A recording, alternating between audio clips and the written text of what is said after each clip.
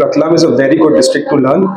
रतलाम में काफ़ी डाइवर्स चीज़ें होती हैं। मैं आपको बताना चाहूँगा कि मैंने 6 दिसंबर 2024 को रतलाम डिस्ट्रिक्ट में ज्वाइन किया था और एक वीक के अंदर ही एक बहुत बड़ा लॉ एंड ऑर्डर हुआ था और उस लॉ एंड ऑर्डर से मुझे काफ़ी कुछ सीखने को मिला था। उसके नेक्स्ट वीक सीएम सर की विजिट थी, तो सीएम सिक्योरिटी जो प्रोटोकॉल्स होते हैं, एडवांस सिक्योरिटी लाइजनिंग कैसे की जाती है, वो सारी चीज़ें सीखने को मिली।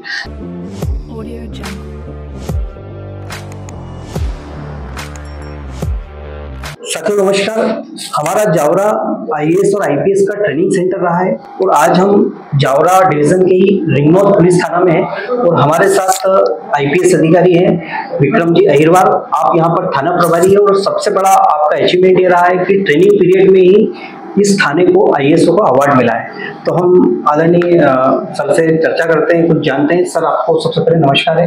Thank you very much. Sir थोड़ा सा पहले आपका हम बेसिक इंट्रोडक्शन जानना चाहेंगे।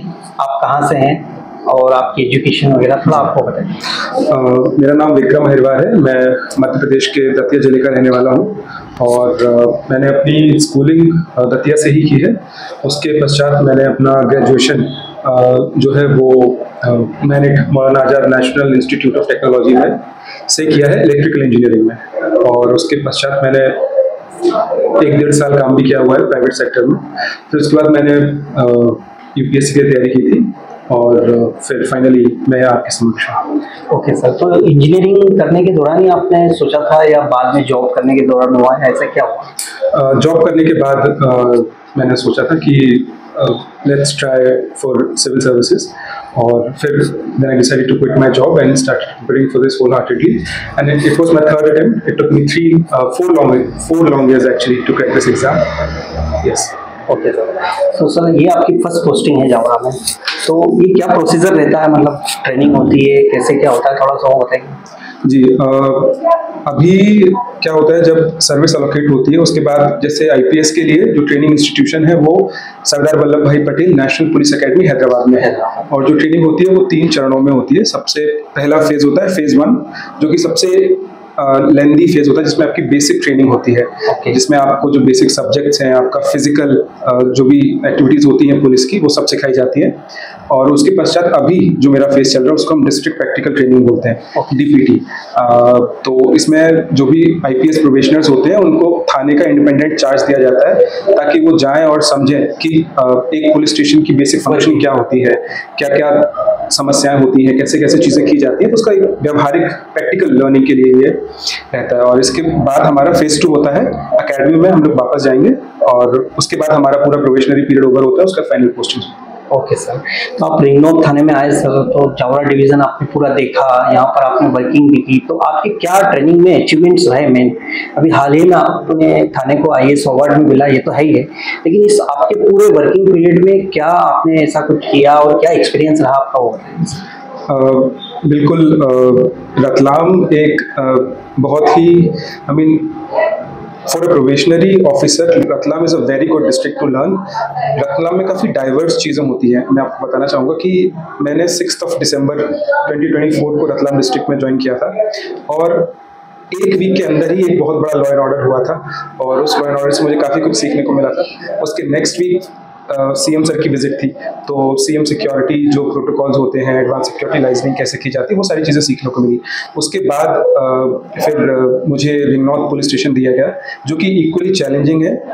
जो रिंगनौद पुलिस स्टेशन है उसमें एक तो जो मेन हाईवे जाता है अपना माउंट नीमच हाईवे, उस पर आए दिन एक्सीडेंट्स होते रहते हैं। And there is also Bachhara community रोडर एरिया में रहते हैं, मारनखेड़ा में रहते हैं, जहाँ पे प्रोस्टिट्यूशन का भी बहुत काम चलता है। तो उसके लिए हमने मतलब थाना रिंगनौद की टीम ने एनजीओ की मदद से एवं हमारे जो प्रोसिक्यूशन ऑफिसर्स होते हैं उनसे राय लेके हम लोगों ने एक रेड कंडक्ट की थी जिसमें हमने एक माइनर गर्ल को रेस्क्यू किया था और उसके बाद फिर हमने उसको रिहेबिलिटेशन के लिए चाइल्ड वेलफेयर कमेटी रतलाम से कोऑर्डिनेशन किया था, उसका मेडिकल कराया था। वो भी जो भी लीगल रिक्वायरमेंट्स होती हैं उन्होंने सारी फुलफिल की थी, तो वो एक अच्छा एक्सपीरियंस रहा है।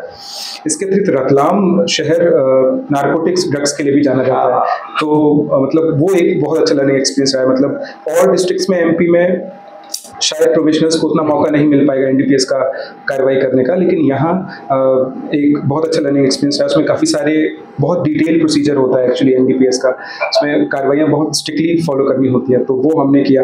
हमने 10 लाख रुपए की एमडी पकड़ी थी, तो वो कार्रवाई मैंने की। इसके अतिरिक्त जो रूटीन केसेस होते हैं, और फिर एक पॉक्सो का केस किया मैंने, एक SC/ST का प्रकरण किया है। इसके अलावा हमने अभी 2 दिन पहले ही एक्सप्लोजिव्स एक्ट में हमने लगभग 180 जिलेटिन स्टिक्स पकड़े हैं, जो विस्फोटक सामग्री होती है, तो वो अभी हम लोग कर रहे हैं। तो ओवरऑल लर्निंग एक्सपीरियंस बहुत अच्छा रहा है, और आशा करता हूँ कि आगे भी सीखता ही रहूँगा।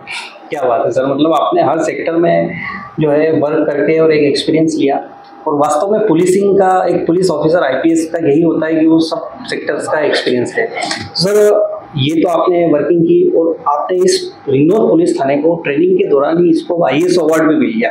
तो ये IAS अवार्ड थाने को क्यों मिलता है, और इसका क्या क्या बेनिफिट्स होता है, और इसका क्या होता है पूरा सिस्टम, वो थोड़ा हमको बताइए। देखिए, ISO सर्टिफिकेशन किसी भी मतलब थाने को मिलना एक बहुत गौरव का विषय होता है, और इसमें बिल्कुल मैं कहना चाहूँगा कि हमारे SP sir, Ratlam SP sir और एडिशनल SP सर का बहुत सपोर्ट रहा है इस थाने को ISO बनवाने में। अब आपने जैसे प्रश्न पूछा कि ISO मतलब क्यों दिया जाता है किसी भी इंस्टीट्यूशन को, तो उसके लिए मैं आपको बताना चाहूँगा कि मान लीजिए आपके घर में एक कवर्ड है, अब उसमें कहीं हम कपड़े रखते हैं, कहीं गोल्ड ज्वेलरी रखते हैं, कहीं कुछ सामान रखते हैं, और मान लीजिए सारा सामान एक साथ बिखरा हुआ पड़ा रखा है, तो आपको कितनी दिक्कत होगी कोई भी सामान ढूंढने में उसको।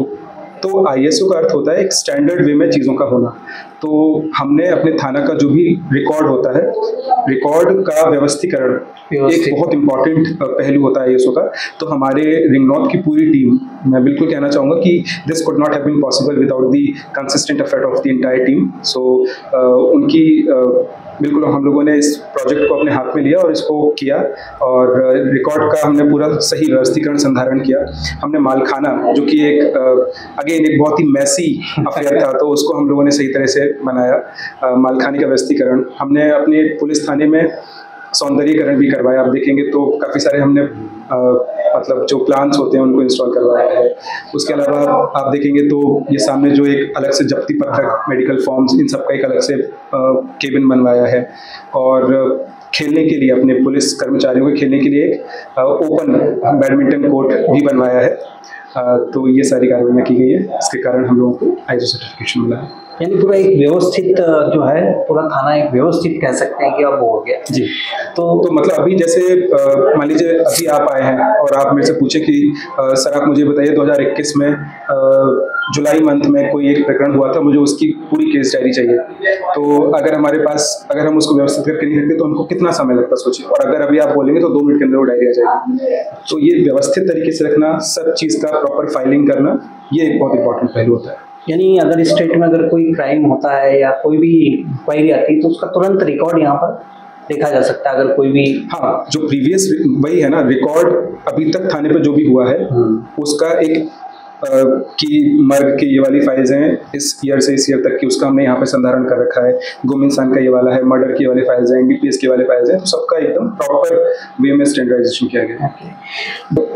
मैं कहना चाहूँगा कि जनरली अगर आप अभी भी देखेंगे, मान लीजिए रात को कोई व्यक्ति रात को जा रहा है ना रास्ते में, और रास्ते में उसे 3 लोग मिलते हैं, एक साधारण व्यक्ति और एक कोई व्यक्ति जो एक और कोई साधारण व्यक्ति और एक पुलिस वाला, और उसको कुछ प्रॉब्लम है, तो मैं आपसे पूछना चाहूँगा वो अपनी प्रॉब्लम किससे शेयर करेगा? पुलिस से शेयर करेगा ना। तो मतलब पुलिस का अभी मतलब पुलिस अपना जो डिपार्टमेंट है वो अपना ट्रस्ट जनता बनाए रखे है, और उसके लिए हम लोग कंसिस्टेंट प्रयास करते रह रहे हैं कि जो अपना कम्युनिटी पुलिसिंग एक जरिया है जिसके तहत हम जाकर लोगों के क्या प्रॉब्लम्स हैं, क्या ग्रीवेंसेस हैं, उनको सुनते हैं और उस पर त्वरित कार्रवाई करने की कोशिश करते हैं, ताकि जो एक पुलिस और पब्लिक का कनेक्ट है वो बना रहे। बहुत बढ़िया सर, बहुत अच्छा। और लास्ट में मैं ऐसे यंगर्स जो IPS बनना चाहते हैं, सपने देखते हैं, उनके लिए आप क्या कहना चाहेंगे? मैं कहना चाहूँगा कि देखिए, बहुत अच्छी बात है, सपने ज़रूर देखने चाहिए, लेकिन उसके लिए हमको हार्ड वर्क की भी बहुत ज़रूरत रहती है। और आप अपने कोई भी व्यक्ति, कोई भी इंडियन अपने देश को बहुत काफ़ी तरीक़ों से सर्व कर सकता है। ज़रूरी नहीं कि सिविल सर्विसेज ही एक ज़रिया है। अगर आप चाहें तो प्रोफेसर बन के, एक कंस्ट्रक्शन में जाके, मतलब कुछ भी बहुत सारे ऑप्शंस हैं। लेकिन सिविल सर्विसेज एक बहुत ही प्रेस्टिजियस सर्विसेज के जैसे देखी जाती है। हाँ, but it requires really good amount of hard work from your side, true work, dedication, integrity when you are reading, ये सारी चीज़ों की जरूरत रहती है। तो easily you can crack this exam also and become any officer, be it IAS, IPS, IFS, जो भी आपकी इच्छा है। तो बहुत अच्छा सर, आपको बधाई एक बार फिर से। Thank you very IAS much. Award मिला आपके वर्किंग कार्यकाल में, और आज आप फिर से ट्रेनिंग पूरी करके जा रहे हैं और फिर वापस ट्रेनिंग करके जिले में पोस्टेड होंगे। रतलाम जिले में ही होते हैं सर, या ऐसा क्या होता है? ये तो अभी मैं नहीं बता सकता हूँ, ये हायर अथॉरिटीज डिसाइड करती हैं, पुलिस हेडक्वार्टर से डिसाइड होता है कौन सा व्यक्ति कहाँ पर पोस्टेड है। तो बहुत अच्छा सर, आप इसी तरह अपनी अच्छी से अच्छी सेवाएं देते रहें देश के लिए, यही हम कामना करते हैं। बहुत बहुत धन्यवाद आपने जो समय दिया उसके लिए। Thank you very much.